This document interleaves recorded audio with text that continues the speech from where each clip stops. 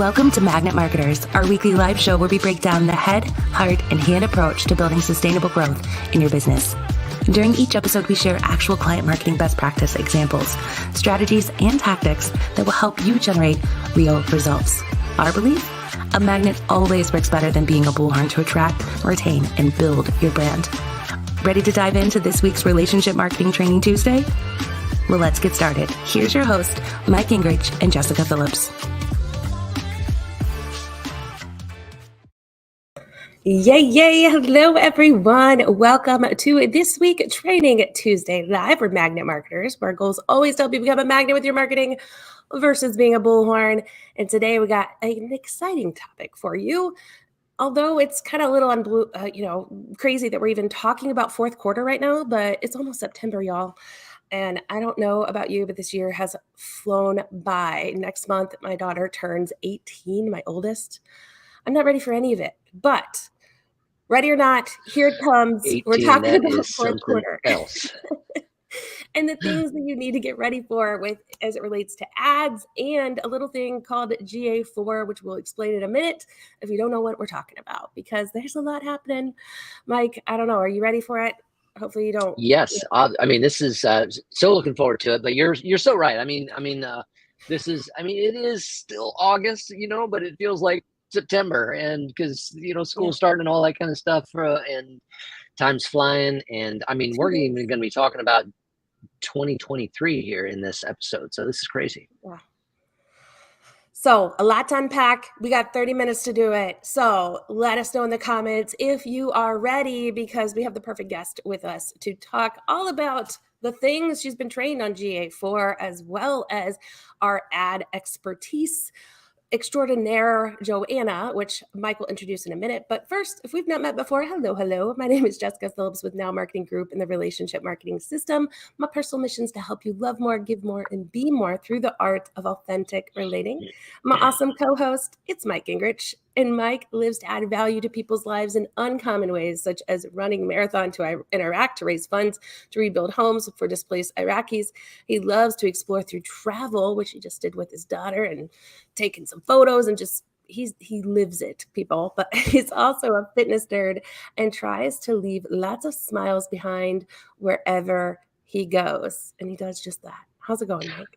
Hey, I'm doing well. I'm super excited for today, and we got to bring one of your own on with us today, Joanna Toronto. And so we're going to keep this moving to get her in here. And let me give you a little background. So we're going to be talking about GA4, what our brands need to know, how that relates to ads, fourth quarter, how you can grow. But her background, Joanna, is skilled in the fine art of analysis. Her superpower is dissecting data into meaningful data-driven results, both inside and outside of the advertising world. She's got a degree in applied linguistics. How many people can say that? And certifications in data science and ancient languages. Less can say that. She considers herself a non-prescriptive grammar geek and is particularly passionate about evolving language trends, machine learning in the marketing space. 10 years plus industry experience working for ed tech developers, decentralized finance, world-renowned speakers. She's perfect for today. Joanna, welcome, and come on in and join us. Let's get ready to dive in and help the audience understand where things are going today. Hi, everyone. So thank you for having me. First of all, this is an honor to be here.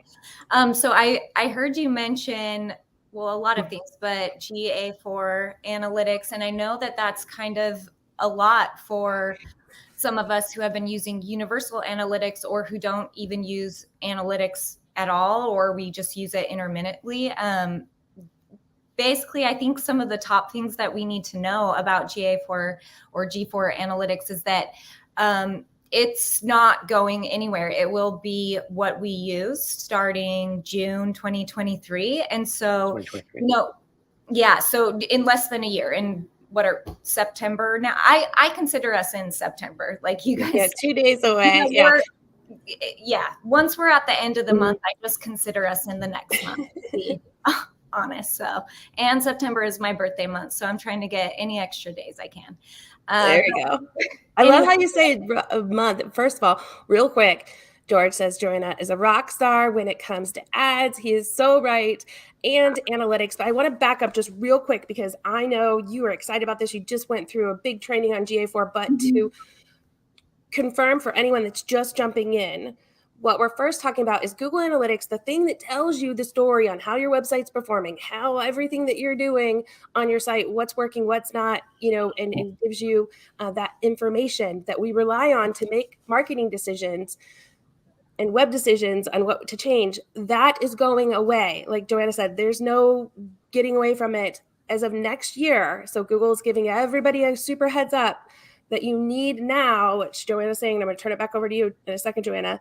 What she's saying is GA4 is something we need to look at now and get ready for because Google Analytics on your sites right now are going away. It's not going to be available. So the sooner we can set up on GA4, now it's going to give you some historical data to get started. And so you can continue measuring results smartly.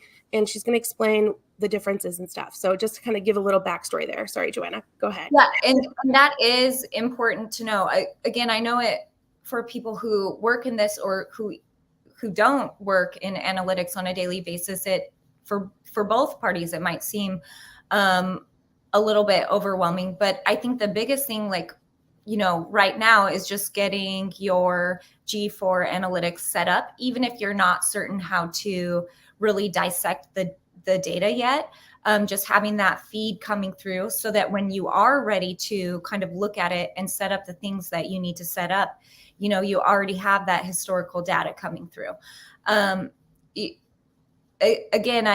It is. So how do people set it up real quick?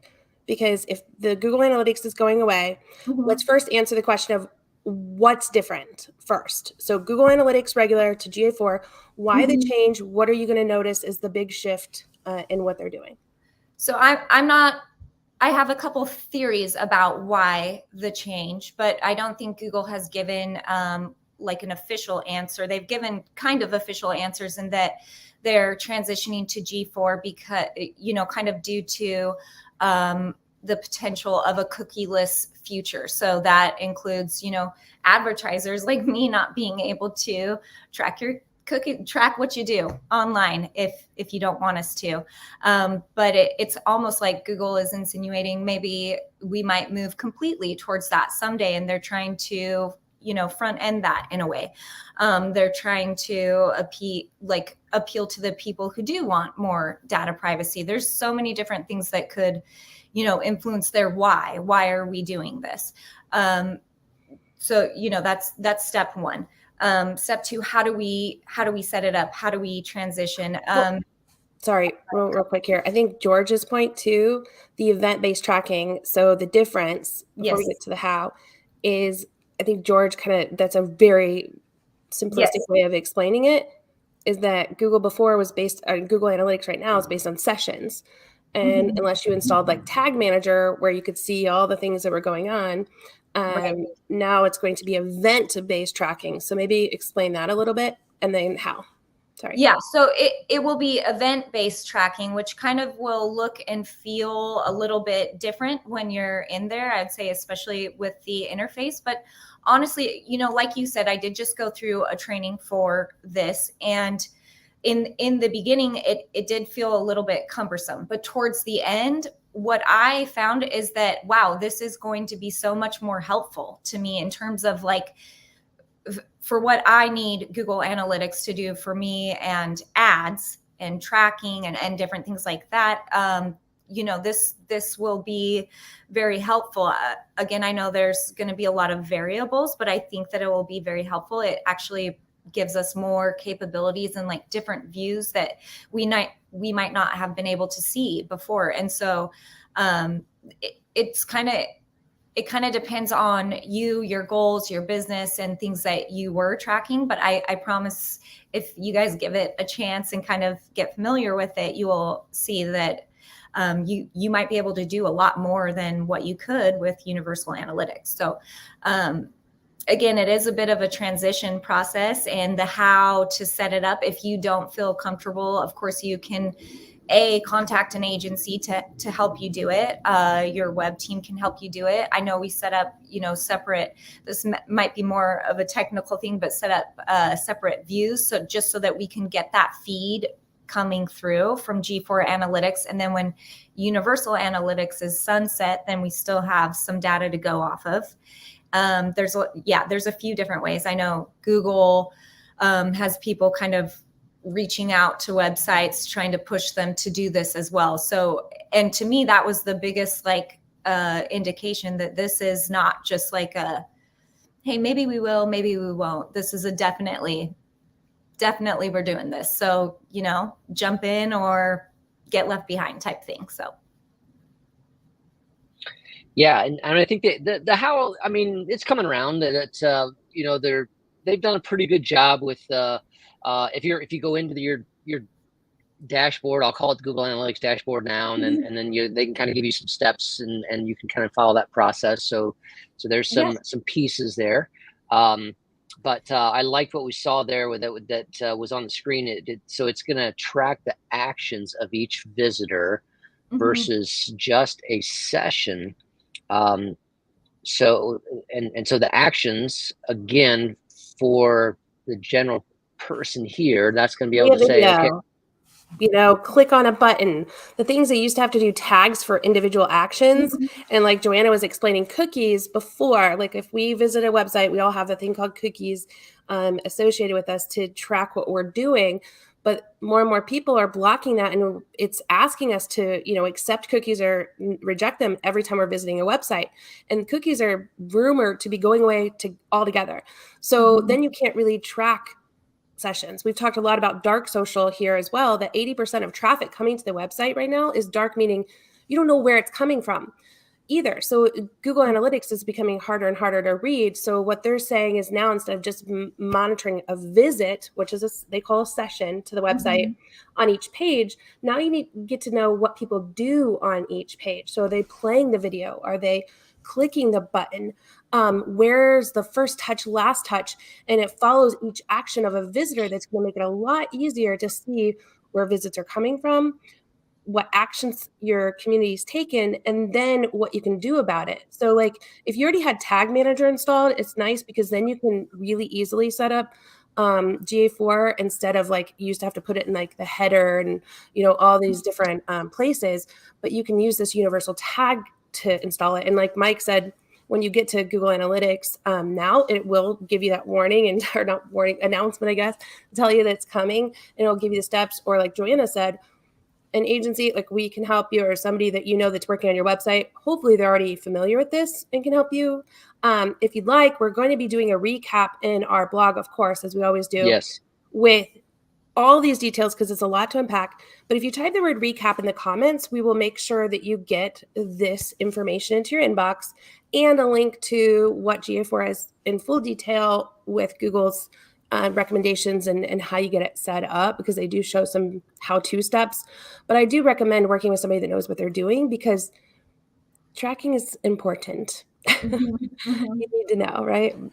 Yeah. And I will kind of say one last thing. I know Google, if you do ever go into your analytics dashboard, they do have kind of like a demo G4 site. I believe it's called Flood It or something, like a fake demo site that you can, and I used to kind of mess around on that. And then, I thought to myself, if I were an individual and I didn't have the help of the agency that, I work for now, it would make so much more sense if I were demoing around or playing around in my own G4 dashboard, or, getting the feel for it now, instead of in this, Flood It, the G4 demo dashboard. So I do recommend doing that. And I do recommend, getting it as soon as possible, just so you can get comfortable with it. So amen to that.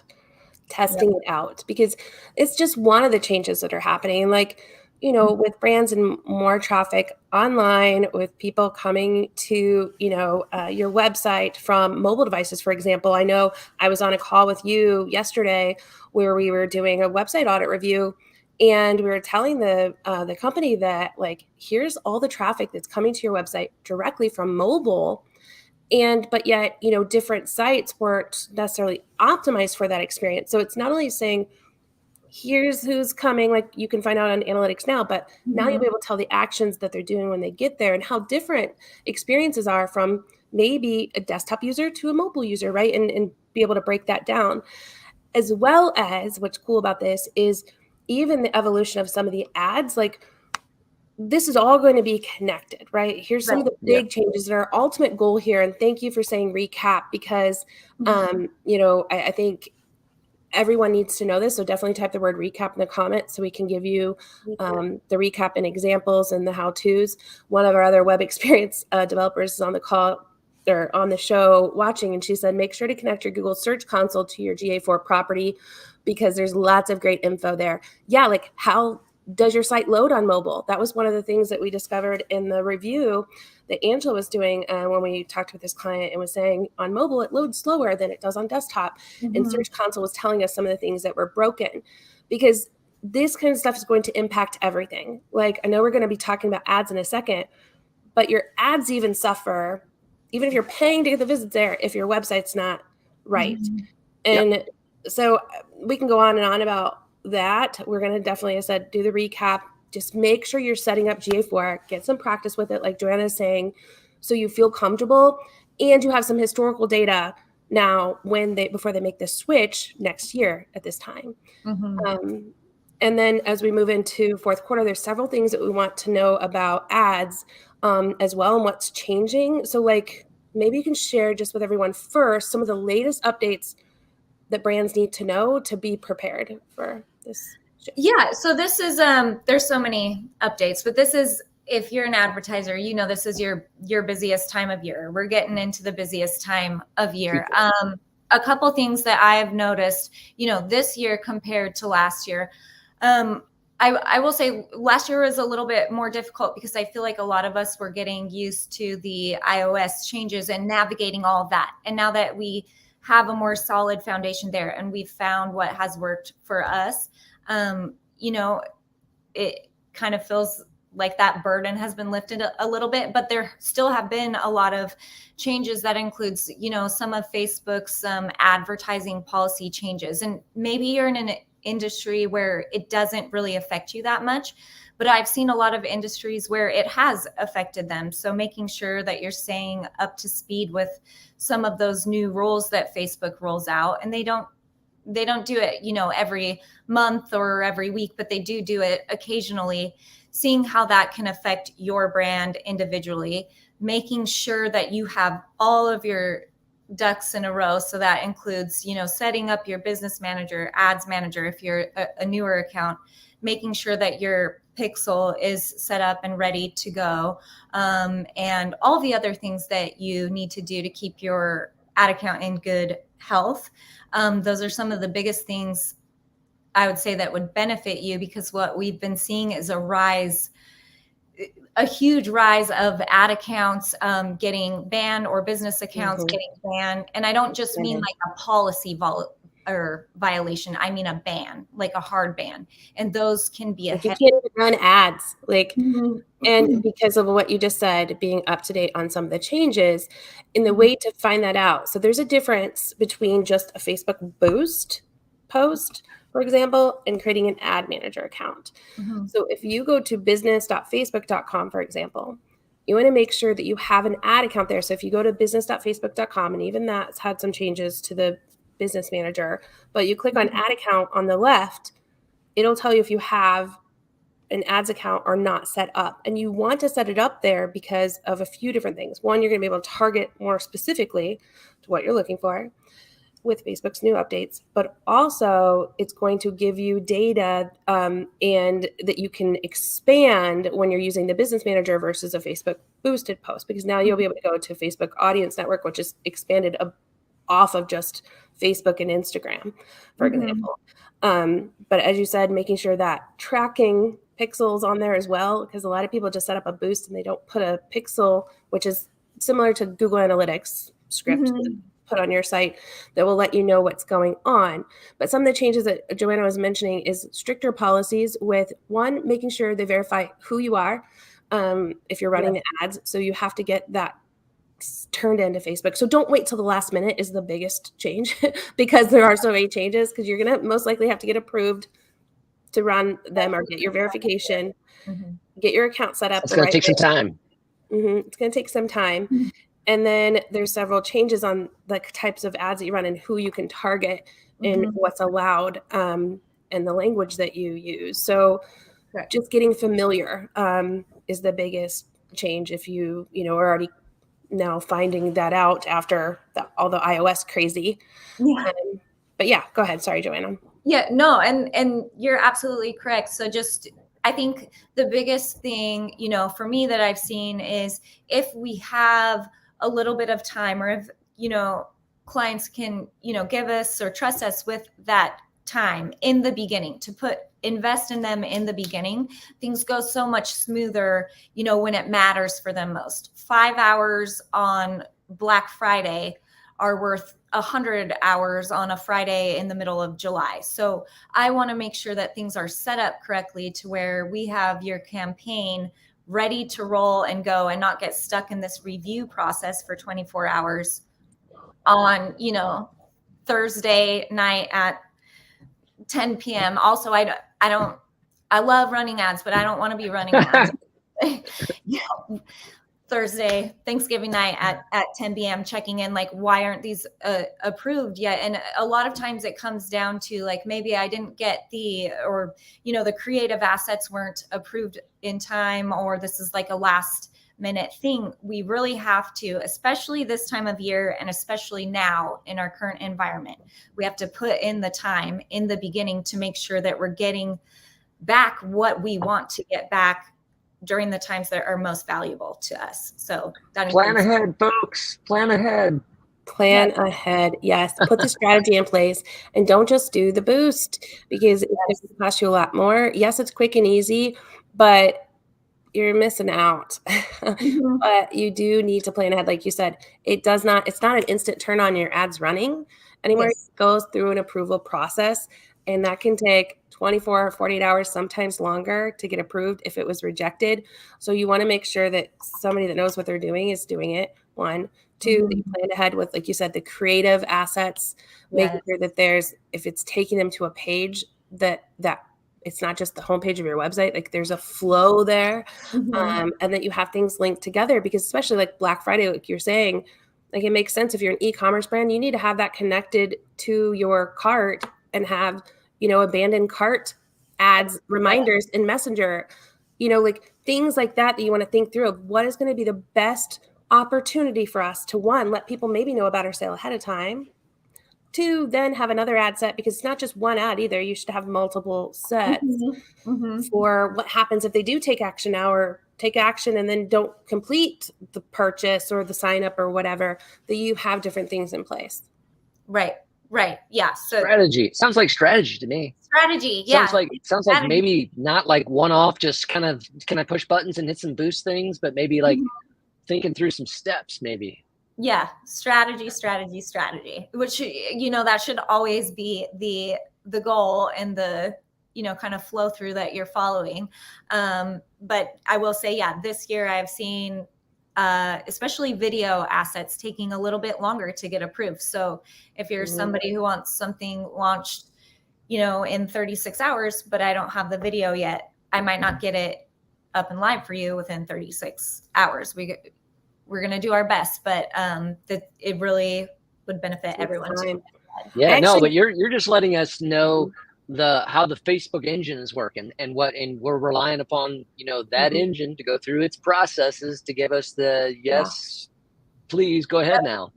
Yeah, because I looked it up and it said like the average time that it takes now to build it correctly is over 10 hours, like, to build it correctly. So you don't want to wait till last minute, and it does take some time to get it right. But then there's also, Google Ads too, which I know we're already out of time, but I do want to hit on this because this is important too. So if you're not like an e-commerce business, or you're not sure, what kind of ads that you would do on Facebook, Google has some really cool updates too, like with service-based ads. So I would love for you to share maybe that tip as well. Yeah. And just a reminder, put recap in the note or in the comment section here, so you can get a recap of all these answers in your inbox. Yeah, especially if you're like a local service-based company, type recap now, because this one is for you. I love service-based ads. They can save so much money for local businesses who provide services. Again, it's a little bit of time investment in the beginning where you need to verify your business. We need to verify your identity, maybe do Google does some background checks to make sure, you know, you are who you say you are. And then after that, you'll be set up with a service account, which is essentially, you know, you can get this Google guarantee where you get a little check mark next to your name. So automatically it makes you look more trustworthy a bit. And they do kind of review your existing customer reviews to make sure you are trustworthy and things like that. But essentially, if I'm running a service-based ad for you under your Google guarantee, it is, you don't pay for click, you only pay per lead. So they only charge you when someone calls or books through the link that we, you know, create for you. It doesn't matter if 3 million people a day click on your service-based ad, they will only charge you when you get a phone call or a lead submission come through.